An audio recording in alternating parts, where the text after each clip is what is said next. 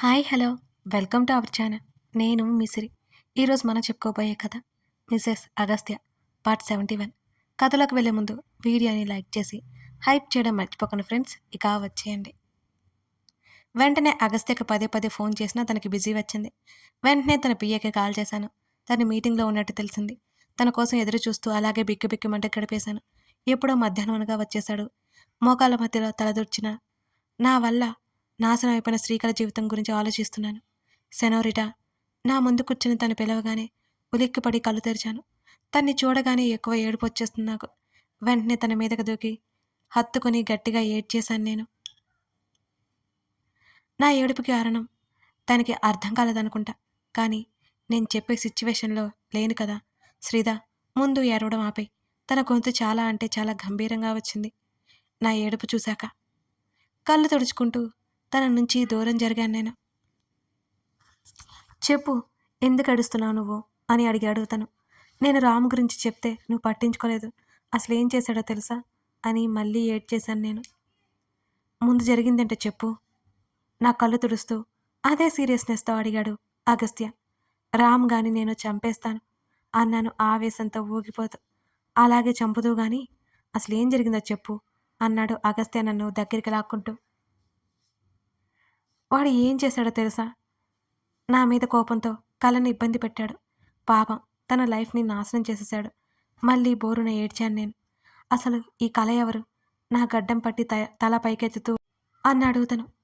నీకు తన గురించి చెప్పలేదు కదా. తను మా జూనియర్, నా ఫ్రెండ్. రామ్ చెప్పిందంతా అగస్త్యకి చేరవేశాను నేను. తన కనుబొమ్మలు ముడిపడ్డాయి. వాట్ అంటూ నా ఫోన్ కోసం వెతికాడు అగస్త్య. నేను ఫోన్ తనకిచ్చాను. ఫోన్ ఓపెన్ చేసి వీడియో కోసం చూశాడు. అది కనిపించలేదు. తన నెంబర్ కూడా కనిపించలేదు. వెధవ టెక్నాలజీ వాడేసి తప్పించుకున్నాడు. ఆ విషయం అర్థమైపోయింది. ఇప్పుడు ఏం చేద్దాం చెప్పు. కళని ఏం చేసుంటాడు? ఎక్కడ దాచుంటాడు? తను చాలా అమాయకురాలు. తను ఎంత ప్రేమగా మాట్లాడుతుందో నాతో అని అన్నాను నేను అగస్త్యని ఊపేస్తూ. ముందు ఏడు పాపి ఆ అమ్మాయికి కాల్ చేయి అని నాకు చెప్పి తన ఫోన్ తీసుకుని బాల్కనీలోకి వెళ్ళిపోయాడు అగస్త్య.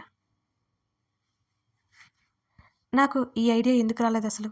నా తల మీద నేనే కొట్టుకుని వెంటనే శ్రీకళకి కాల్ చేశాను. మొదటిసారి ఎవరూ కాల్ లిఫ్ట్ చేయలేదు. మరోసారి కాల్ చేయగా హలో శ్రీకళ గొంతు వినిపించి ఊపిరి పీల్చుకున్నాను నేను. కళ అన్నాను ఆదుర్దాగా. అక్క తను మెల్లిగా పిలిచింది. ఎక్కడున్నావు కళ అని అడిగాను. ఇంట్లో అక్క అని చెప్పింది శ్రీకళ. నేను మాట్లాడుతుండగానే అగస్త్య నా దగ్గరికి వచ్చాడు. తను నా పక్కన కూర్చొని విన్నాడు. అగస్త్య సైగ చేశాడు నాకు. అదేంటో అర్థమైపోయి నిన్నెక్కడికి వెళ్ళావు కళ అని అడిగాను నేను. మొదట ఏం మాట్లాడలేదు కళ. అక్క నిన్ను రేపు నేను కాలేజీలో కలుస్తాను. తడపాటుగా కాల్ కట్ చేస్తుంది కళ. నేను అగస్త్య వైపు చూపు తిప్పాను. ఆ అమ్మాయి ఏదో దాస్తుంది, లేక చెప్పడానికి భయపడుతుంది. రేపు తన్ని కలిసి విషయం ఏంటో తెలుసుకో. ఇలా ప్రతిదానికి నీ మీద నువ్వే నిందలు వేసుకుని ఏడాకు. ముందు సమస్య ఏంటో తెలుసుకో అన్నాడు అగస్త్య. కానీ రామ్ చెప్పింది వాడేదో చెప్పాడు. అది నిజమో కాదో మనకు అసలు తెలియదు కదా. ఒకవేళ నిజమైనా సరే ఆల్రెడీ జరిగిపోయింది. నెక్స్ట్ స్టెప్ మనం ఆలోచించాలి అని తను అంటుంటే తనని కరుచుకుపోయాను నేను. కానీ నా వల్లే తనకి ఇలా అయిందేమో అనిపిస్తోంది అని బేలగా చెప్పాను. సరే రేపు ఆ అమ్మాయిని కలిసిన తర్వాత మాట్లాడు అన్నాడు తను. నేను నిలువుగా తల ఊపాను. సరేలే లేచి ఫ్రెష్ అయ్యాపో, లంచ్ చేద్దాం అని అన్నాడు అగస్త్య. నేను వండలేదుగా అని బిక్కమొహం వేశాను. ఈలోపు నేను ప్రిపేర్ చేస్తాను అని తను అంటుంటే రాత్రి రచ్చరచ్చ అయిన కిచెన్ ఎవరు క్లీన్ చేసుంటారు? ఆ విషయం అడగకుండా దొంగపిల్లిలా బాత్రూంలోకి దూరిపోయాను నేను. ఇప్పుడు నేను గుర్తు చేశానంటే నా చేత క్లీన్ చేస్తాడు మా రావణ్. మన డ్రైవర్తో పాటు వెళ్ళిరా ఇవాళ, జేమ్స్ వస్తాడు అని అన్నాడు తను. ఆ ఎవరతను అని అయోమయంగా ముఖం పెట్టుకున్నాను. నీ సెక్యూరిటీ కోసం అని నా చెంప మీద చేయి వేసి నా తల మీద ముద్ద పెట్టుకున్నాడు అగస్త్య. నా పెదవుల మీద స్వచ్ఛమైన నవ్వు ఒకటి చేరింది తన మాటలకి. నాకు తెలుసు అగస్త్య తప్ప నన్ను ఎవడూ భరించలేడు. ఆ విషయం నాకు బాగా తెలుసు. తలెత్తి నవ్వుకుంటూ చూశాను తన వైపు. Take care. తను బయటికి వెళ్ళిపోయాడు. నేను కూడా కాలేజీకి బయలుదేరాను. ఉదయాన్నే క్లాస్‌కి త్వరగా వెళ్ళకుండా శ్రీకళ కోసం వెయిట్ చేశాను. తను కనిపించలేదు. వెతుక్కుంటూ తన క్లాస్ రూమ్ వైపుకి వెళ్ళాను నేను. తన క్లాస్‌మేట్స్‌ని అడిగితే రాలేదు అని చెప్పారు. ఫోన్ ట్రై చేస్తూ క్లాస్‌కి టైం అయిపోతుందని క్లాస్‌కి వెళ్ళిపోయానిక. తన కాల్ లిఫ్ట్ చేయలేదు. ఫోన్ సైలెంట్‌లో పడేసి క్లాస్ విన్నాను. నాకు శ్రీకళ గురించి బాగా భయం పట్టుకుంది. ఏమైందో తనకి అన్నట్టు. మధ్యాహ్నం వరకు విని క్యాంటీన్‌లోకి వెళ్ళాను. బాక్స్ లేదు నా దగ్గర. మా వాడు బుద్ధిగా ఇంటికి వెళ్ళి తినమన్నాడు. వచ్చిన దగ్గర నుంచి క్యాంటీన్‌లో ఒక్కసారి కూడా రుచి చూడలేదు. ఫుడ్ ఆర్డర్ పెట్టుకొని తిన్నాను నేను. టేస్ట్ ఒక రకంగా పర్వాలేదు. మాకు 3 వరకు క్లాస్ ఉంటుంది. నేను ఆ తర్వాత క్లాసులకి డొమ్మా కొట్టి డ్రైవర్ దగ్గరకొచ్చాను. కాలేజీ బయట కారు పెట్టుకుని లోపల పడుకొని కనిపించాడు. తలుపు తట్టడంతో ఉలిక్కపడి లేచాడు. ఇతను రోజు వచ్చే డ్రైవర్ కాదు. తిన్నావన్నట్టు సైగ చేశాను. దా మా క్యాంటీన్‌లో ఫుడ్ పెట్టిస్తాను. వద్దు మేడం.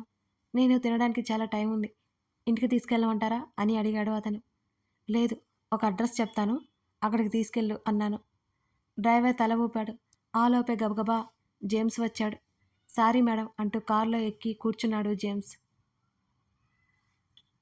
ఎక్కడికి వెళ్ళావు అని అడిగాను నేను. తడబడితే చూశాడు నా వైపు. నేను చెప్పమన్నట్టు చూడ్డంతో సిగరెట్ కాల్చుకోవడానికి అన్నట్టు సైగ చేశాడు జేమ్స్. నేను ఇంకేం మాట్లాడకుండా మా వాడికి సిగరెట్ అలవాటు ఉందా అని ఆలోచించసాగాను. అప్పుడప్పుడు డ్రింక్ చేస్తాడు కానీ సిగరెట్ తాగడం నేను ఎప్పుడూ చూడలేదు. అయినా నాకు అదంటే అసహ్యం. నేను చెప్పిన అడ్రస్ వీధి దగ్గర కాదు. కారు ఆపాడు డ్రైవర్. ఏంటి ఇక్కడ ఆపావు? అడ్రస్ వచ్చిందా? నేను డ్రైవర్ని అడుగుతుంటే ఇంతకు మించి కారు లోపలికి వెళ్ళదు మేడం అని డ్రైవర్ వినయంగా చెప్పాడు. సరే మీరు ఇక్కడే ఉండండి అంటూ కారు దిగాను నేను. జేమ్స్ కూడా నాతో పాటు కారు దిగాడు. మీరెక్కడికి మిస్టర్ జేమ్స్ అని అడిగాను చేతులు కట్టుకొని అతని వైపే చూస్తూ. మీ రక్షణ బాధ్యత సార్ నాకు అప్పగించారు మేడం, కాదనకండి మేడం అని అన్నాడు జేమ్స్ వినయంగా. ఓయ్, ఇలా నువ్వు నా వెంట వస్తే బాగోదు. అంతేకాదు ఏదో అనుకుని నన్ను వాళ్ళ ఇంట్లోకి కూడా రానివ్వరు. నువ్వు ఎక్కడైనా దూరంగా ఉండు అన్నాను నేను. మీరు హై క్లాస్ అని తెలుస్తుంది మేడం, దాంట్లో ఏముంది అని అన్నాడు జేమ్స్. అబ్బా అది కాదులే, నువ్వు వెళ్ళి అక్కడ ఉండు, నాకు అలా అనుకోవడం ఇష్టం లేదు అని చెప్పాను నేను. జేమ్స్ సరే అన్నట్టు నిలువుగా తల ఊపాడు. తన కాస్త దూరంలో ఒక అరుగు మీద కూర్చొని నన్ను వాచ్ చేస్తున్నాడు. శ్రీకళ ఇంటి ముందుకు వెళ్ళి కాలింగ్ బెల్ కొట్టాను నేను. కాసేపటికి కళ డోర్ తీసింది. నన్ను అక్కడ చూసి ఆశ్చర్యపోయి కళ్ళు పెద్ద చేసింది కళ. కళను దాటుకుని లోపలికి వచ్చి హాల్ అంతా పరికించి చూస్తూ సోఫాలో సెటిల్ అయ్యాను. కళ ఇంకా నన్ను ఆశ్చర్యంగా చూస్తోంది. దాని కళ్ళల్లో కంగారు కనబడుతోంది.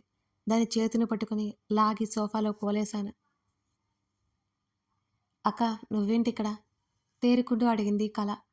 నువ్వు కాలేజీకి రాలేదు కదా, ఇంటికి వచ్చేసాను, నీకేమైందో అని అని అన్నాను నేను. టక్కున కళ్ళు దించి నేల చూపులు చూడసాగింది శ్రీకళ.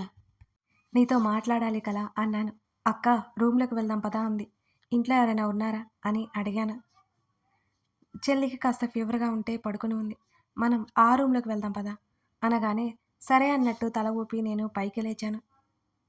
ఒక హాలు, 2 బెడ్రూమ్లు, ఒక చిన్న కిచెన్. చాలా సింపుల్గా ఉంది ఆ ఇల్లు. తను కిచెన్లోకి వెళ్తుంటే నాకేం వద్దు, నేను త్వరగా ఇంటికి వెళ్ళిపోవాలి. మా హస్బెండ్ త్వరగా ఆఫీస్ నుంచి ఇంటికి వస్తారు. నేను ఇక్కడికి వస్తున్నట్టు చెప్పనే లేదు అంటూ తనని గదిలోకి తీసుకువెళ్ళిపోయాను. కాదు కాదు లాక్కెళ్ళిపోయాను అనడం కరెక్ట్. చెప్పక్క అంది దిక్కులు చూస్తూ. మొన్న ఫంక్షన్కి ఈరోజు కాలేజ్కి ఎందుకు రాలేదు అని అడిగాను. నా ప్రశ్నకు నుదుటి మీద చెమటలు పట్టాయి కళకి. చెల్లికి బాగలేదక్క, అందుకే రావడం కుదరలేదు అని చెప్పింది. అది తలదించుకొని చెప్పింది. కళ అని తన చేతులు పట్టుకున్నాను నేను. ప్లీజ్ నాతో చెప్పు, ఏమైంది? నీ బిహేవియర్ కూడా అబ్నార్మల్గా ఉంది. అడుగుతుంటే కళలో నుంచి నీళ్ళు ఒక్కసారిగా బయటకు వచ్చేసాయి. ఏయ్ ఏమైంది అని అడిగాను కంగారేసి. రామ్ చెప్పింది నిజం అవ్వకూడదని మనసులో కోరుకున్నాను నేను. నోటికి చేతిని అడ్డు పెట్టుకొని మరీ వెక్కి వెక్కి ఏడవసాగింది కల. కల ఏడుపుకి నాకు లోపల గుండెలు అదిరాయి. రామ్ చెప్పింది నిజం కాకూడదు, నిజం కాకూడదు అని కోరుకుంటూనే ఉన్నాను. కల, ముందు ఏడవకు, నిజం చెప్పు. అసలెందుకు ఏడుస్తున్నావు నువ్వు? అని అడిగాను నేను. అక్క, నాకు చచ్చిపోవాలనుందక్కా అని కల దీనంగా అంటుంటే నాకే బాధేసింది. ఎందుకే ఇలా పిచ్చి పిచ్చిగా మాట్లాడుతున్నావు? అని అరిచాను నేను కోపంగా తన్ని. అంతకంటే నాకు మార్గం లేదక్కా. ఈ విషయం మా నాన్నకి తెలిస్తే ఉరి వేసుకుని చచ్చిపోతారు అని కల ఆపకుండా ఏడుస్తుంటే నా కళ్ళల్లో నుంచి నీళ్లు వచ్చాయి. కల, ఏడవకు, తన్ని హత్తుకుని ఓదార్చాను నేను. నన్ను పట్టుకొని బాగా ఏడ్చింది ఈ కల. అసలేమైంది? చెప్పు. నీకేమైనా సాయం కావాలంటే నేను ఉన్నాను కదా, నాతో ధైర్యంగా చెప్పు అని నేను అడుగుతుంటే, నేనేం తప్పు చేయలేదక్కా అని ఏడుస్తూ అంది ఈ కల. ఇప్పుడు నువ్వు తప్పు చేశావని ఎవరన్నారు? ఆ? అని అడిగాను. తను చెప్పకుండా భయపడుతూ ఏడుస్తోంది అలాగే. నిన్ను నమ్ముతున్నాను. నువ్వు తప్పు చేయవు. అసలేం జరిగిందో చెప్పు కల. చెప్పరా అని అడిగాను నేను. మరి మొన్న నువ్వు ఇన్వైట్ చేసావని వస్తున్నానా, మిట్ట మధ్యాహ్నం క్యాబ్ కోసం రోడ్డు మీదకి వెళ్ళాను. సడన్గా ఒక వ్యాన్లో నుంచి నన్ను లోపలికి లాగేశారు. నేను అరిచేలోపు నా నోటికి చేతికి అడ్డుపెట్టారు. ఆ తర్వాత స్పృహ తప్పిపోయాను అని కల చెప్తుంటేనే నేను భయంగా చూశాను. నా గుండె వేగం నాకే వినిపించేంత గట్టిగా కొట్టుకోసాగింది. కల కళ్ళు తుడుచుకొని చెప్పడం కొనసాగించింది. నాకు స్పృహ వచ్చేసరికి ఒక పెద్ద ఇంట్లో, ఒక పెద్ద గదిలో బెడ్ మీద ఉన్నాను. కాసేపటికి ఒక అతనొచ్చాడు. తలుపుకి లాక్ వేశాడు. నేను చాలా భయపడిపోయాను అని కల చెప్తుంటే, చూడ్డానికి ఎలా ఉన్నాడు? రామ్ అవునా కాదా అని అంచనా వేయడానికి నేను అడిగాను. హైట్‌గానే ఉన్నాడు, కలర్ ఉన్నాడు అని చెప్పింది కల. డౌట్ లేదు, ఇక రామే. రామ్ చెప్పింది నిజమే అన్నమాట. అతను నవ్వుతూ వస్తుంటే నాకు భయం వేసింది. ఆ తర్వాత, ఆ తర్వాత అని కల ఏడ్చింది. కొట్టాడా అని భయంగా అడిగాను. కల ఏడుస్తూ నన్ను చూస్తూ నా చున్నీ లాగేసి నన్ను, నన్ను అని ఇక చెప్పలేక ఏడ్చేసింది కల. ఆమె మాటలకి నా కళ్ళు పెద్దవైపోయాయి.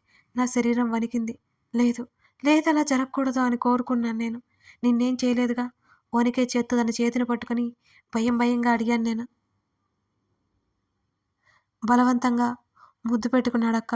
తర్వాత బలవంతం చేయబోతుంటే నేను పారిపోవడానికి ప్రయత్నం చేశాను. నాకు ఇంజెక్షన్ ఇచ్చారు. మత్తుగా అనిపించింది. అతను ఏం చేస్తున్నాడో నాకు అర్థమైంది. కానీ నేను అడ్డుకోలేకపోయాను.